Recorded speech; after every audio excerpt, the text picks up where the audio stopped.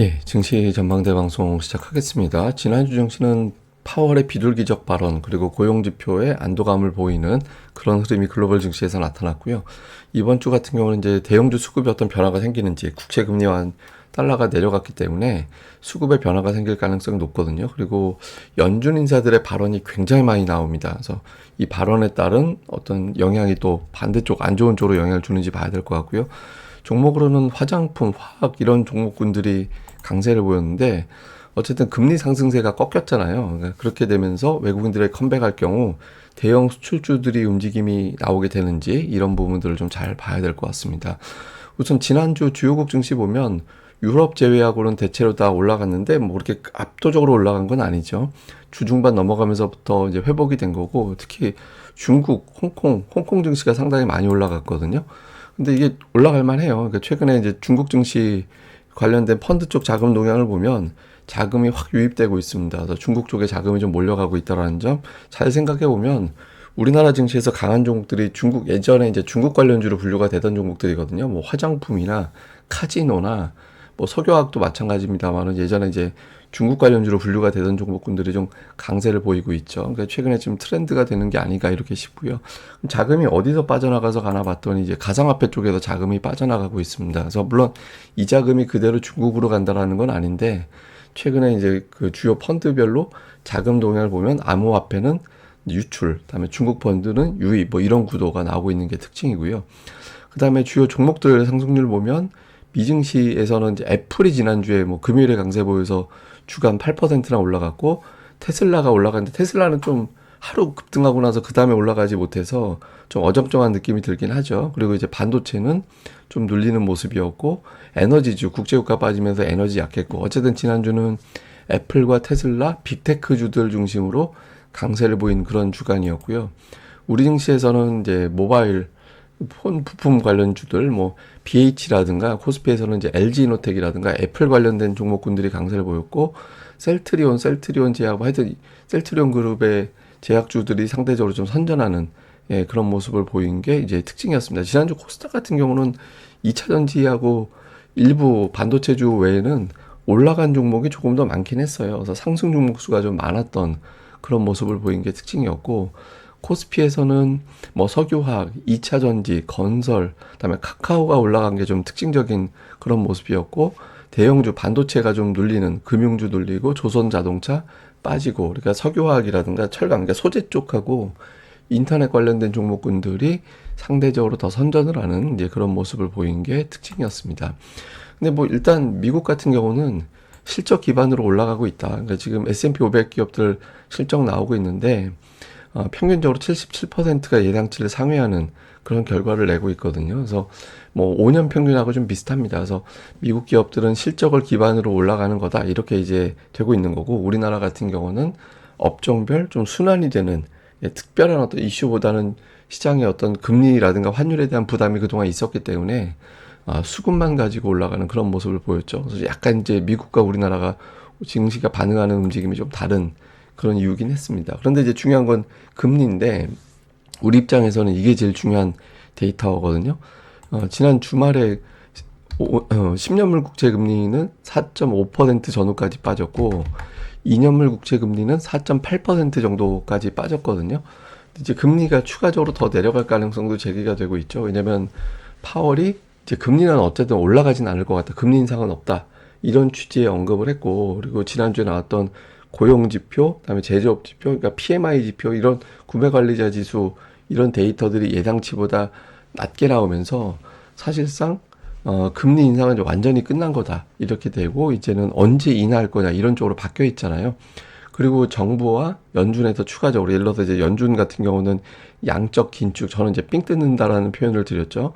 그러니까 600억 달러씩 삥 뜯다가 250억 달러로 이제 줄였다. 유동성 흡수를 좀 줄였다라는 거고 재무부에서도 바이백 그러니까 뭐 나중에 갚아도 될 돈을 미리 갚아버리는 시장의 유동성을 좀 풀어주는 그런 효과가 있는 거잖아요. 그래서 금리를 좀 낮추는 정책들이 있었기 때문에 금리는 향후에 더 내려갈 가능성이 생겼고 이게 이제 증시를 올리는 데 역할을 할 가능성이 있죠. 그러니까 이번 주 연준 인사들이 이걸 반하는 발언들을 하지 않는다라면 조금 더 분위기가 좋아질 가능성은 생긴 겁니다. 그리고 결정적으로 이제 고용 지표가 이 비농업 일자리가 30만 명 이렇게 넘어갔다 갑자기 17만 5천으로 뚝 떨어졌잖아요. 예, 그리고 이제 그 시간당 임금도 보시면 계속 내려가고 있어요. 시간당 임금이 계속 내려가면서 지금 3.9% 전년 대비 3.9% 앞에 이제 3자를 보기 시작하는 그런 단계가 됐거든요. 그리고 비농업 일자리 3개월 평균치 보면 이게 사실은 이렇게 내려가고 있어요. 추세로 보면. 근데 갑자기 그 전달에 갑자기 튀어 올라가서 그렇지 3개월 평균으로 보면 계속해서 이제 내려가는 그런 모습이 나오고 있거든요. 근데 다만 코로나 전에 평균치가 16만 6천 명이었어요. 예, 16만 6천 정도가 비농업 일자리 평균이었거든요. 근데 지금은 아직은 뭐 24만이니까 되게 높죠. 근데 어쨌든 지난달에 17만 5천을 찍었기 때문에 코로나 이전 수치하고 되게 비슷해져 가고 있거든요. 그래서 요게 이제 더 낮아져 가지고 향후에 15만, 6만 요 정도 단위가 나오게 되면 경제가 나쁜 건 아닌데 고용은 이젠 식었다 이런 평가가 나올 수 있게 되죠. 그래서 앞으로 한두 달 고용지표 더 보게 될 텐데 그 이제 수치가 어떻게 나오는지 되게 중요할 것 같습니다. 근데 이제 이런 생각도 드는 것 같아요. 이게 뭐냐면 약간 이거 음모론적인 거일 수도 있는데 지난번에 파월이 뭐라고 그랬냐면 어쨌든 금리 인상은 없다라고 얘기를 하고 양적 긴축은 완화해서 증시를 숨통을 트이게 만들어 줬잖아요. 그때 이제 숨겨진 한마디 또 뭐가 있었냐면 고용이 둔화되면 금리 내릴 수 있다. 그러니까 이전에는 이제 인플레이션 얘기를 많이 했는데 지금 고용 얘기를 했단 말이에요. 그런 얘기를 했는데 공교롭게도 하루 이틀 있다가 미국의 고용 지표가 예상치를 하회하는 숫자가 나왔잖아요. 그래서 파월이 고용이 둔화되면 금리 내릴 수 있다라고 얘기했는데 하필이면 그때 고용 지표가 내려왔어요. 그런데 어디서 내려왔나 봤더니 위에 거는 3월, 밑에 거는 4월 데이터거든요. 3월에 7만 1,000명이나 늘었던 그 정부 부분 일자리가 8천으로 뚝 떨어졌어요. 그러니까 여기서만 6만이 내려간 거예요. 그래서 아니 정부 부분이 이렇게 내려갈 수도 있나? 그러니까 이렇게 이제 평가가 되는 거죠. 그래서 이제 약간 좀 음모론적으로 보는 시각은 이제 뭐가 있냐면 지금 바이든 대통령 그 지지율이 되게 특이하잖아요. 그러니까 실업률이 이렇게 낮은데 이게 아래쪽에 있는 게 이제 실업률인데 바이든은 4%도 안 되는 실업률임에도 불구하고 위 데이터는 지지율이거든요. 지지율은 완전히 바닥이에요. 그러니까 이렇게 돼서 이게 바이든 대통령이 워낙 지지율이 낮은데 이거는 분명히 인플레이션 때문이고 인플레이션 때문에 고금리가 이어지는 게 바이든 대통령이 좀 무능한 대통령 취급을 받는 거 아닌가? 그렇게 돼서 재선에 어려움이 있는 거 아닌가? 그래서 정부 부분에서 고용 데이터를 좀 떨어지도록 조절하는 거 아니냐? 이런 어떤 음모론도 일부에서는 제기를 하고 있습니다. 그래서 어쨌든 이것 때문인지 아닌지는 몰라도 고용 데이터가 앞으로도 계속 그렇게 서프라이즈하게 높게 나오지는 않을 것 같다. 이런 분위기도 일부에서는 제기를 하고 있습니다. 자, 이제 수급에서는 2주 연속 외국인들의 매도가 나왔다가 지난주에 이제 매수로 바뀌는 그런 모습이 나왔죠. 그래서 외국인들이 3주 연속 매도하기는 만약에 3주 연속 매도가 나오면 조금 분위기가 달라질 수도 있었거든요. 근데 어쨌든 다행스럽게 외국인들이 다시 매수로 돌아서는 그런 모습을 보였고, 그다음에 이제 사는 종목은 그런데 조금 달랐어요. 보통 1조 원 주간 순매수가 나오면 삼성전자가 한 5천억 원, 6천억 원 정도 차지를 했거든요. 근데 지금 보면 셀트리온이 이제 순매수 1위 종목으로 올라와 있고, 그다음에 이제 뭐 네이버, 아모레퍼시픽 이렇게 되는데 업종으로 보면 인터넷주, 그다음에 자동차, 화장품, 배터리, 그러니까 이런 구도가 지금 되고 있고요. 그다음에 기관 투자들 같은 경우는 인터넷주, 그러니까 셀트리온이 양쪽에다 다 이제 매수라고, 근데 이제 이걸 좀 빼고 보면 인터넷주, 배터리, 삼성전자, 그러니까 이런 형태로 좀 구성이 되어 있고요. 실제로 보면 2차전지 부류의 종목군들이 조금 포진이 되어 있는 모습을 보이고 있고, 코스닥 쪽에서는 이제 HLB 이제 관련된 종목군들 몇 개가 좀 있는 게 있고, 그다음에 이제 엔터주, 반도체주 이런 구성이 있고요. 그다음에 기관 투자자들 같은 경우는 이제 제약, 그다음에 전력, 엔터주 이렇게 이제 있는데 뭐 사실 골라 담는 느낌이라서 별로 이제 좀 기관의 특정한 업종이라고 보기는 어려운데 특징적인 건 있어요. 그러니까 반도체가 매수 상단에 많이 포진해 있었는데 매수 상위권에 반도체 관련된 종목군들이 별로 없죠. 그래서 기관은 조금 돌리면서 매매하는 것 같고 외국인들은 따박따박 매수하는 종목군들이 좀 눈에 띄는 그런 느낌은 좀 있습니다. 다음에 이제 주요 종목으로는 그 아모레퍼시픽 비롯한 몇몇 화장품주들이 이제 강세를 보이는 그런 모습을 보이고 있죠. 제가 앞서 그 화장품 관련주, 중국 관련된 종목군들이 강세 보이는 것 같다라고 말씀을 드렸잖아요. 그러니까 실제로 차트를 보면 이제 화장품주들이 되게 강세를 보이는 모습이 있고 또 하나는 이제 방산주들 수급이 좋잖아요. 그래서 풍산 같은 경우는 두 가지가 되죠. 동 가격 올라가는 거, 방산. 그래서 뭐 동방불패 해서 동과 방위 산업이 강세를 보여서 이제 불패다. 그래서 이제 풍산을 그렇게 표현하기도 하죠.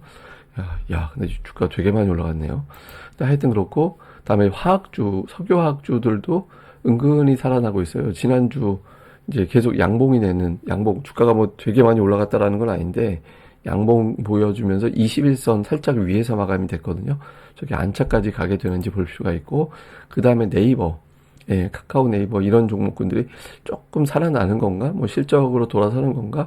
그러니까 이런 느낌이 좀 있죠. 그래서, 이런 종목, 그동안에 이제 좀 소외받았던 석유화학과 인터넷주들이 좀 살아나는 분위기인지, 이거는 좀 이번 주 관찰을 좀 해봐야 될 것 같습니다. 그리고 이제 업종별로 보면 이제 서비스 업종이 지난주 코스피에서는 가장 흐름이 좋았는데, 네이버가 서비스에 들어가거든요. 네이버, 카카오, 하이브, NC소프트 이런 게 대표적인 서비스 관련된 업종 종목들입니다. 그 다음에 이제 화학주가 그 다음 됐고, 그 다음에 전기전자가 거의 뚱한 종목이 됐죠. 그러니까 올라간 것도 아니고 내려간 것도 아니고 좀 어정쩡하고, 그 다음에 밸류업 실망에 금융과 운수장비가 상대적으로 좀 둔한 그런 모습을 보였는데, 뭐 밸류업이 완전히 뭐 끝났다 이렇게 보긴 또 어중간해서 이것도 이번 주에 좀 분위기는 봐야 될 것 같습니다.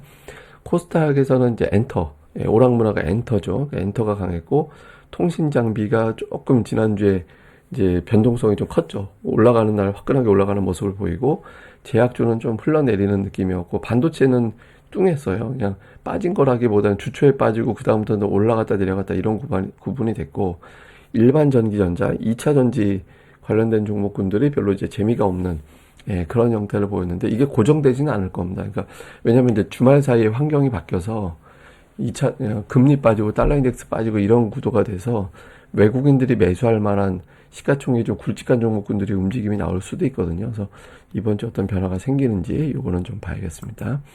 자, 정리를 좀 해보면 이제 연준 인사들 발언이 또 시작되거든요. 그러니까 파월은 비둘기적으로 이야기를 했는데, 이제 연준 인사들 중에서는 이제 이 사람들의 역할은 지금은 금리는 못 올릴 거예요. 근데 이제 대신 기대 인플레이션, 금리가 좀 인플레이션을 자극할 만한 투자 심리를 또 만들어내는 것도 별로 안 좋거든요. 그런 심리가 작동이 되면 그게 실제로 또 인플레이션을 높일 수 있으니까. 그래서 좀 사람들을 톤다운 시키는 역할을 할 가능성이 있고, 그 다음에 이제 어쨌든 국채금리 달러 인덱스가 내려갔고, 이거는 우리 증시에는 상당히 유리한 이제 지표들이라고 볼 수 있거든요. 지표 환경. 근데 이게 실제로 또 그렇게 돼줘야죠.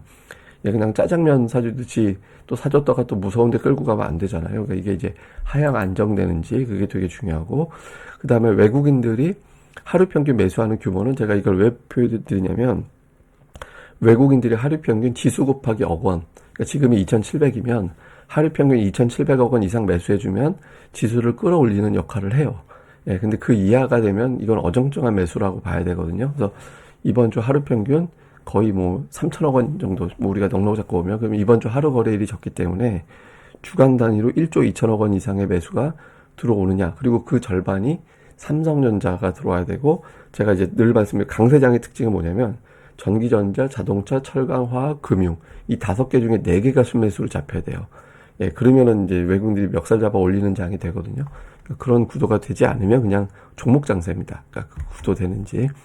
그 다음에 이제 대형업종 대장주들 실적, 뭐 예를 들어서 뭐 자동차, 반도체, 2차 전지, 제약, 뭐 하여튼 등등의 어떤 기업들 실적이 어느 정도 나왔잖아요.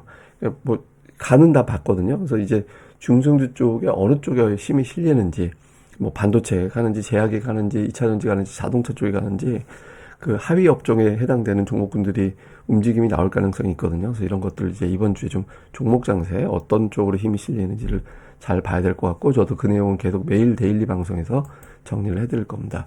자, 이거는 뭐냐면, 그 여러분들이 보시는 차트입니다. 그러니까 주봉, 코스피 주봉 차트거든요. 보시면 그 저점과 고점이 높아지는 그런 패턴이 나오고 있죠. 그래서 저점 높아지고 있잖아요. 그래서 시장이 깨지지 않았어요. 이번 추세가 무너진 적이 없는. 그래서 제가 아마 그냥 매무소화하는 과정인 것 같다라는 표현을 드렸던 그런 이유인데, 이걸 달러 차트로 바꿔놓고 보면 보시면은 이거는 결정적인 차이가 있죠.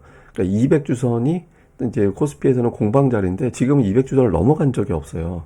그러니까 작년도 하반기에 깨지고 나서 200주선을 돌파한 적이 없거든요. 그리고 이번 같은 경우도 저점이 높아진 건 맞지만 되게 아슬아슬한 그런 자리에서 올라간 거잖아요. 그러니까 외국인들 시각으로 보면 지수가 강력한 랠리를 올해 보여줬다 이렇게 얘기하기가 어렵습니다. 예, 그리고 작년도 고점을 이미 원화 차트에서 넘어갔지만 보시면은 거듭 1000포인트, 달러 차트 기준으로 1000포인트가 계속 저항으로 작동을 하는 그런 상황이거든요. 근데 제가 이걸 왜 보여드리냐면 이렇게 눌려져 있는데 환율 때문에 지금 이렇게 된 거죠. 달러 차트라는 거 환율이 올라가면 달러 차트는 떨어지게 돼 있으니까. 근데 이 상태에서 외국인들은 굉장히 많은 주식을 사놨어요. 지금 역대 페이스가 가장 이제 강도가 센 매수가 들어오고 있거든요. 그래서 제가 보기에는 지수 자체에 대해서는 너무 막 걱정하기보다는 종목에 집중할 때가 맞다 지금은. 그래서 지금 뭐 시장 사실 미증시 대비 우리 증시 되게 재미없잖아요. 네, 그런데 잘 보면 종목 장세는 굉장히 잘 돌아가고 있거든요. 10개 중에서 두세 개만 올라갈 뿐이지, 예를 들면 제가 그렇게 표현을 드린 거지, 종목 장세는 돌고 있습니다. 그러니까 그런 돌아가는 종목에 참여를 하던가, 아니면은 이제 결국에는 저는 실적은 주가에 반영이 되는 데이터라고 생각을 하거든요. 그래서 좀 실적이 좋은데 주가가 좀 눌려있는 종목군들을 잡아놓고 좀 뭐 몸에 살이 100만 개 생기는, 예, 그런 투자를 하거나 자기한테 맞는 거를 선택을 해서 이런 종목장이 만들어질 수 있는 환경은 어쨌든 되니까 좀 힘들더라도 그런 걸 좀 잘 활용하시는 게 좋지 않나라고 생각을 합니다. 근데 이거는 뭐 트레이딩이 맞는 분, 뭐 아니면 투자가 맞는 분, 여러 가지 성향은 다 다르니까 이제 그거는 좀 자기에 맞게 이제 가시면 되는데, 어쨌든 지금은 환경적으로는 너무 비관할 상황은 아닌 것 같다. 그래서 종목 장세 그때그때 맞게 좀 잘 대응하시는 게 중요할 것 같습니다. 예, 또 어쨌든 이번 한 주 잘 보내시고요. 저는 또 월요일에도 방송은 정상적으로 올려집니다. 뭐 잘 봐주시면 되고, 주초부터는 이제 고릴라 리서치 PPL이 시작이 되니까 또 이벤트 기간 안내 드리니까 또 미리 좀 양해 좀 부탁드리겠습니다. 예, 감사합니다. 저는 다음에 뵙겠습니다. 이 방송 구독하기와 좋아요 꼭 부탁드립니다. 감사합니다.